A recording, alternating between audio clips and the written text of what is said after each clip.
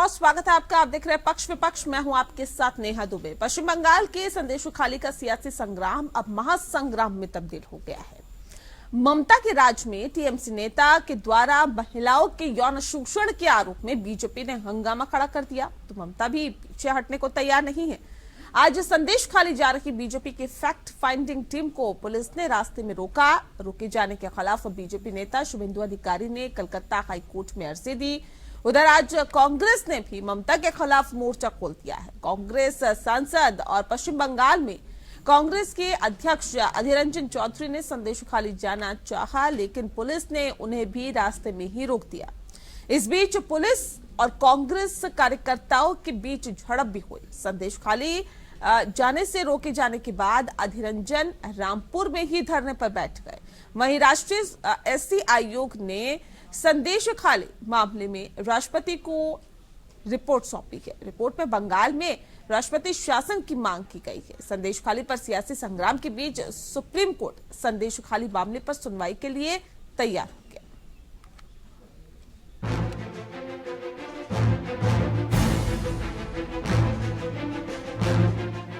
संदेशखाली पर सियासी संग्राम उस वक्त चरम पर पहुंच गया जब यौन उत्पीड़न मामले की जांच करने संदेशखाली जा रही बीजेपी की 6 सदस्यीय टीम को पुलिस ने रोक लिया और उसके बाद सियासी हंगामा खड़ा हो गया। संदेशखाली में जाने से रोकने पर अन्नपूर्णा देवी ने कहा, हम पीड़ित बहनों को न्याय दिलाना चाहते हैं। जितनी मुस्तैदी से हमें रोका गया, अगर उसी मुस्तैदी से आरोपियों को पकड़ा जाता तो ये दिन नहीं देखना पड़ता। शेख शाहजहां के गुंडे महिलाओं को प्रताड़ित कर रहे थे, वो न्याय की गुहार लगा रही थी। संदेशखाली की जो घटना है, किसी भी सभ्य समाज के लिए सभ्य समाज इस घटना की इजाजत नहीं देती।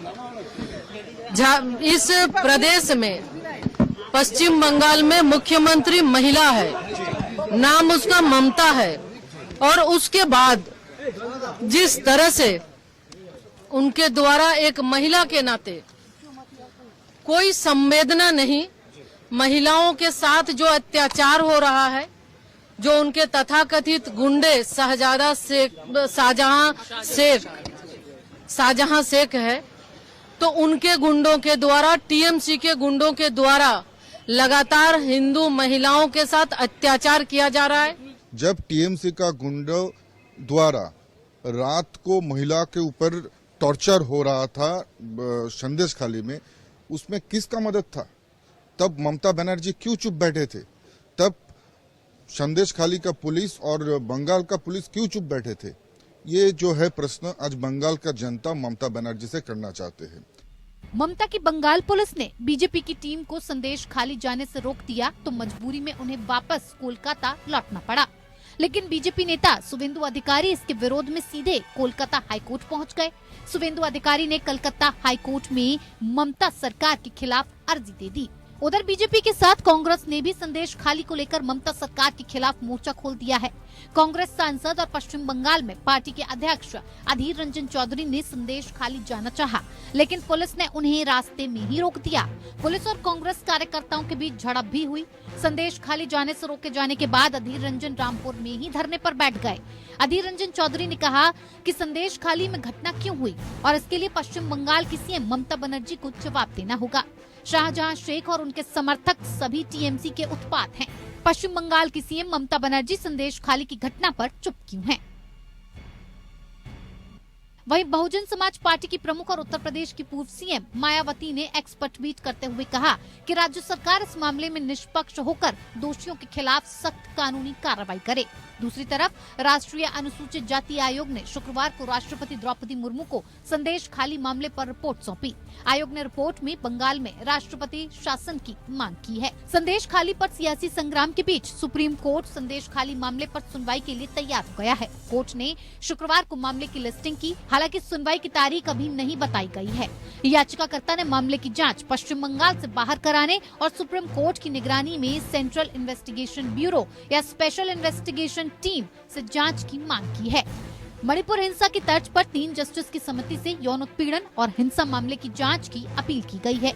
दरअसल संदेश खाली में महिलाओं ने तृणमूल कांग्रेस नेता शेख शाहजहां और उसके साथियों पर यौन उत्पीड़न, हिंसा और जमीन हड़पने के आरोप लगाए। 1 महीने पहले ईडी ने राशन घोटाले में शाहजहां के ठिकानों पर छापा मारा था और इस दौरान ईडी टीम पर हमला हुआ था। तब से शाहजहां फरार है। शाहजहां की गिरफ्तारी की मांग को लेकर संदेश खाली में पिछले एक हफ्ते से विरोध प्रदर्शन हो रहे हैं। 14 फरवरी को भाजपा के नेता और कार्यकर्ता पीड़ितों से मिलने गए थे और इस दौरान पुलिस से उनकी झड़प हुई। इसके बाद संदेश खाली समेत 7 ग्राम पंचायतों के 500 मीटर के दायरे में 19 फरवरी तक धारा 144 लागू है। साफ है कि लोकसभा चुनाव नजदीक है, ऐसे में बीजेपी इस मुद्दे को गरमाए रखना चाहती है। बीजेपी महिलाओं के यौन शोषण और बंगाल में खराब कानून व्यवस्था के आधार पर बंगाल में राष्ट्रपति शासन की बात कह रही है, जिससे ममता बनर्जी की मुश्किलें बढ़ गईं। लेकिन ममता भी झुकने को तैयार नहीं। ऐसे में भारतीय जनता पार्टी और तृणमूल कांग्रेस के बीच बंगाल बड़ा सियासी अखाड़ा बन गया है। Bureau report, APN।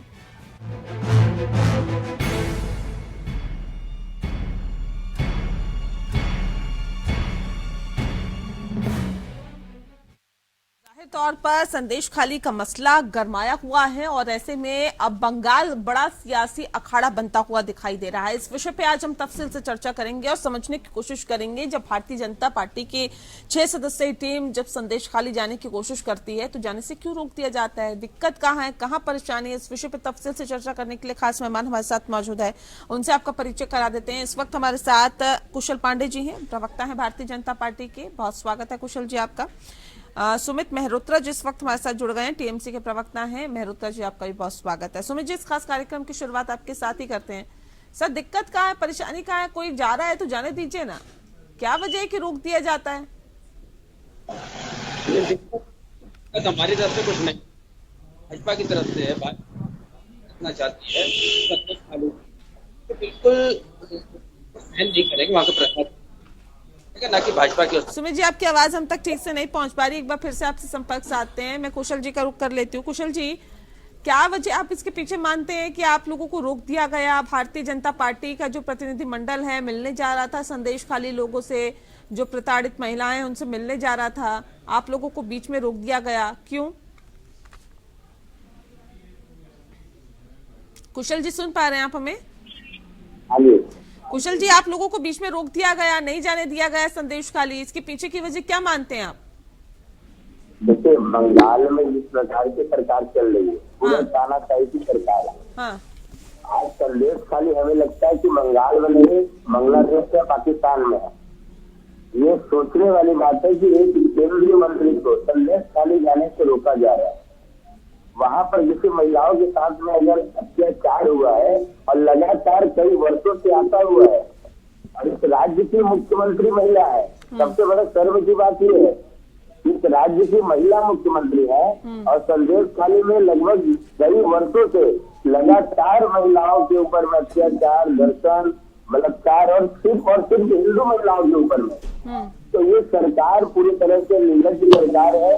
महिला मुख्यमंत्री को शर्म आनी चाहिए। संदेश खाली का सारा सच मालूम होने के बावजूद वो वहाँ जो सीट जहाँ को संरक्षण देकर के रखी थी उसके ऊपर कोई कार्रवाई नहीं की गई थी। हम धन्यवाद देते हैं वहाँ की महिलाओं को और उनके हिम्मत की दाद देते हैं कि वहाँ की महिला और वहाँ के जो पुरुष है वो संदेश खाली से होते हुए जिस तरह से अत्याचार हुआ उस पर आवाज उठाए और वहाँ की घटना सामने आई। नहीं, किस बात का डर था टीएमसी को या ममता बनर्जी को कि भारतीय जनता पार्टी का अगर प्रतिनिधिमंडल वहाँ पहुंच जाएगा तो क्या कर देगा? ऐसा किस बात का डर था कि आप लोगों को बीच में रोक दिया गया? देखिए, ये तो ममता बनर्जी बताएंगे ना। उन्हें वो नहीं चाहती कि वहाँ का सच बाहर आए। हाँ। संदेश खाली का सच जो है वो जनता के बीच में आए, देश के बीच में आए। नहीं तो अभी कुछ सच आना बाकी रह गया है क्या? ये जो तमाम जो प्रदर्शन हो रहे हैं, जो हिंसा हो रही है, जो तमाम चीजें निकल के वहाँ सामने आई, ये तो साफ तौर पे प्रमाण देता है कि वहाँ पर किस तरह की स्थिति है। अब कुछ बाकी रह गया है क्या आना? देखिए, अभी और भी सच्चाई वहाँ का सामने आना है। हाँ। अभी तो बहुत छोटा सा ही संदेश खाली के बारे में पता चला था। संदेश खाली कई इस राज्य में कई जगह है, धीरे धीरे हर जगह आ रहा है। जिस राज्य के मंत्री कलकत्ता के मेयर कहते हैं कि सुदीरपुर जैसे जगह को कि आज छोटा पाकिस्तान है, उन्हें शर्म आना चाहिए। तो संदेश खाली तो बंगाल की राजनीति के लिए छोटी सी घटना है। पूरे बंगाल में कई जगह संदेश खाली है धीरे धीरे सारी जगह बाहर आने वाले हैं। शर्म आना चाहिए कि प्रदेश अध्यक्ष सांसद जो प्रतिनिधि है उनके ऊपर भी जानलेवा हमला किया जाता। अगर उनके ऊपर सुरक्षा नहीं रहता उनके साथ में तो हो सकता है उनकी जान भी जा सकती थी। क्या यही बंगाल है? ठीक है, चलिए सुमित जी भी हमारे साथ जुड़े हुए हैं। सुमित जी का रुख कर लेते हैं। सुमित जी, डर है क्या ममता बनर्जी को? खौफ है क्या कि अगर भारतीय जनता पार्टी का प्रतिनिधि मंडल वहां पहुंच जाएगा तो सच निकल के सामने आ जाएगा? आज कांग्रेस के लोगों को भी आपने नहीं जाने दिया, उनके नेताओं को भी नहीं जाने दिया, भारतीय जनता पार्टी के प्रतिनिधि मंडल को भी रोक दिया गया। किस बात का डर है सर? नहीं, हम लोगों को किसी बात का डर नहीं है। देखिए, भाजपा वहाँ पे विपक्ष में है, राजनीति कर रहे हैं, करते रहने दीजिए, पर वहाँ के हालात, वहाँ का प्रशासन को देखना है, वहाँ की सरकार को देखना है, हमें हम लोगों को देखना है, ना कि इन लोगों को देखना है, ठीक है ना। और ये लोग पूरे देश के अंदर, आप मुझे बताइए, हापुड़ के अंदर एक जिंदा बेटी को जला दिया जाता है, मार करके रातों रात जला दिया जाता है, किसी को जाना नहीं दिया जाता है। उत्तर प्रदेश की घटना है। नहीं, आप गए थे क्या? टीएमसी का कोई प्रतिनिधि मंडल गया था क्या हापुड़? मुझे आप बताइए, उत्तर प्रदेश की घटना है, बनारस की घटना है, तो कहाँ गए ना, आप बताइए ना। अभी तो पश्चिम बंगाल की हम कर रहे हैं, आप उत्तर प्रदेश पहुंच जाते हैं, आप हरियाणा पहुंच जाते हैं। मुझे संदेश खाली के बारे में बताइए ना सर। संदेश खाली में हाँ। जो जिस तरीके से भाजपा वहाँ पे गेम करना चाह रही है, हाँ। दंगा भड़काने की कोशिश कर रही है, हमको कतई वहाँ का प्रशासन सहन नहीं करेगा, अपने हिसाब से काम करेगा, ना कि भाजपा की। नहीं, क्यों आपको ऐसा लगता है भारतीय जनता पार्टी अगर प्रतिनिधिमंडल पहुंचेगा, महिलाओं का प्रतिनिधिमंडल, तो दंगा भड़काएंगे क्या? वहां जाके ऐसा क्या कर देंगे जो दंगा भड़क जाएगा? मुझे आप बताइए, आप हुजूम लेकर के आप जाइए, मिलने जाइए, एक दो लोगों से अपने जाइए, प्रतिनिधिमंडल एक या दो का होता है, ना कि इतने लोगों की भीड़ को लेकर के जाके वहाँ पे दंगा फैलाने का ये लोग काम कर रहे हैं। जो इंक्वायरी वहाँ पे है, इंटेलिजेंस की रिपोर्ट है, वो वहाँ पे ये लोग दंगा कुशल जी, दंगा भड़काने का काम करती है क्या भारतीय जनता पार्टी? ये तो सीधे सीधे आरोप आप लोगों पे लग रहे हैं कि आप लोग दंगा भड़काने का काम करते हैं। मणिपुर दिखाई नहीं पड़ रहा है क्या? मुझे आप बताइए, मणिपुर के अंदर दंगा हो रहा है, कुशल जी, उसको दिखाई नहीं पड़ रहा है क्या मणिपुर में? पूछिए ना भाजपा के लोगों से, मणिपुर में क्यों नहीं जा रहे हैं? सुन पा रहे हैं आप हमें? मणिपुर में कुशल पांडे जी, आवाज उन तक नहीं पहुंच पा रही। एक बार फिर से हम संपर्क से आते हैं। लेकिन ये तो डर एक बता रहा है ना सर आज कांग्रेस के। चलिए ठीक है, भारतीय जनता पार्टी पे आप ये आरोप लगा रहे हैं, कांग्रेस वो तो आपकी सहयोगी पार्टी, गठबंधन की आप बात करते हैं, इंडिया अलायंस की आप बात करते हैं, देश को बचाने की आप बात करते हैं। अब तो कांग्रेस कह रही है कि पश्चिम बंगाल बचा लें, संदेश खाली बचा लें। जो हालात है पश्चिम बंगाल में वो ये बताते हैं कि टीएमसी के हाथ से अब बंगाल निकलता जा रहा है। देखिए, विपक्ष चाहे वहाँ पे कांग्रेस हो चाहे भाजपा हो, ये अपनी राजनीति कर रहे हैं, रोटियां सेक रहे हैं, सब कुछ नहीं है। और जो हालात वहाँ पे हम लोगों को काम करना है, प्रशासन अपना काम कर रहा है, जो आरोपी है उसे पकड़ करके जेल में डाला जाएगा। ये दीदी पहले भी कह चुकी है और अभी भी अड़ग है, किसी तरीके का कोई वायलेंस हम लोग सहन नहीं करेंगे। क्या कार्रवाई हुई है बताइए ना, मुझे आप बताइए। शेख शाहजहां पे क्या कार्रवाई हुई है?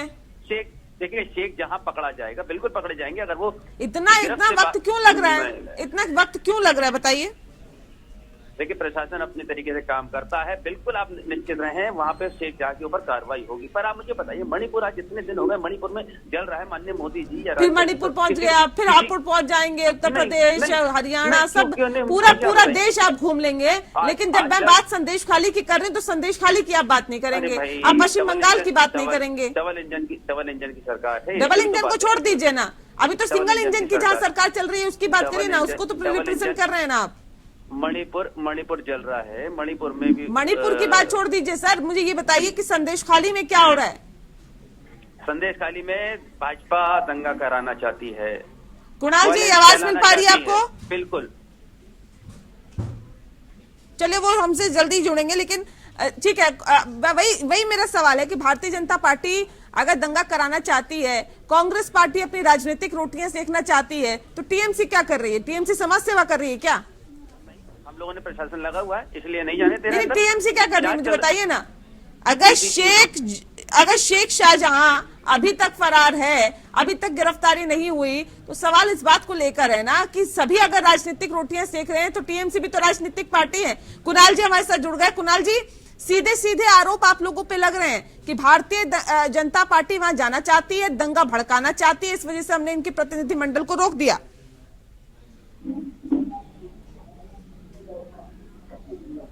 कुशाल जी, आवाज मिल पा रही है आपको? हाँ जी। ये देखिए, दंगा कौन कर रहा है? ये बंगाल की जनता और देश की जनता देख रही है। देखिए जो टीएमसी के प्रवक्ता है ये पहले बोले कि अपने पार्टी का जो दिशा निर्देश है उसको सही तरीके से जान ले।